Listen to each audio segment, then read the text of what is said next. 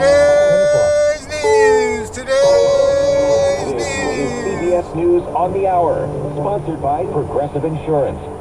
I'm Steve Case, and forecasters say Hurricane Aaron will not make landfall along the East Coast, but it will have a dramatic impact in some places. Michael Brennan is director of the National Hurricane Center. We've now issued a storm surge warning for the Outer Banks of North Carolina from Cape Lookout up through Cape Hatteras, all the rest of Dare County up to Duck.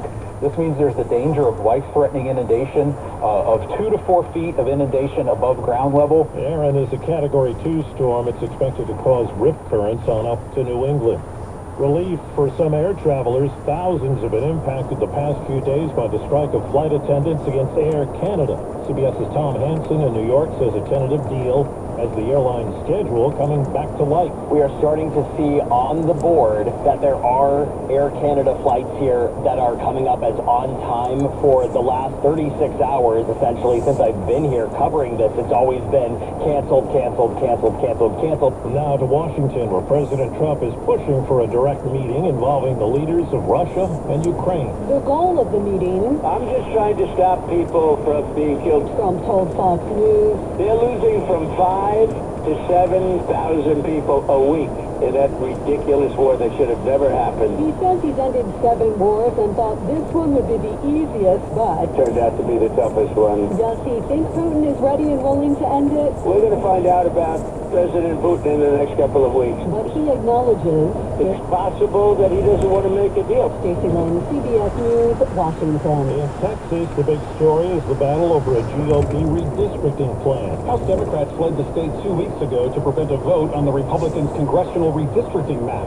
which would give the GOP 5 more seats. When they returned to the Capitol yesterday, the House Speaker said they could only leave if they agreed to be under police escort until Wednesday's special session to make sure they don't skip town again. Democrat Nicole Collier of Fort Worth refused the escort, so she stayed in the Capitol overnight. I have a right to resist. I have a right to oppose. The full House could vote on the new map as soon as tomorrow. Michael Wallace, CBS News. A federal judge in Miami has dismissed part of a lawsuit over the legal rights of detainees at the Immigration Center in the Florida Everglades known as Alligator Alcatraz. The judge also transferred the remaining case to a different jurisdiction.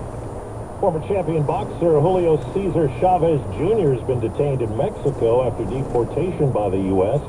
Faced drug trafficking-related charges. Checking Wall Street, right now the Dow Jones Industrial Average down 16 points. This is CBS News. Well, that's today's news. Today's news. I didn't hear any good news, did you? I didn't think so. I guess it's all about perspective. The glass is half full. Well, as always, I'd like to thank you again for coming along with me on these dash cam news adventures. You know the drill. Peace, love, and all that hippie jazz. Bye-bye, everybody. It's 73 degrees in Tracy, California.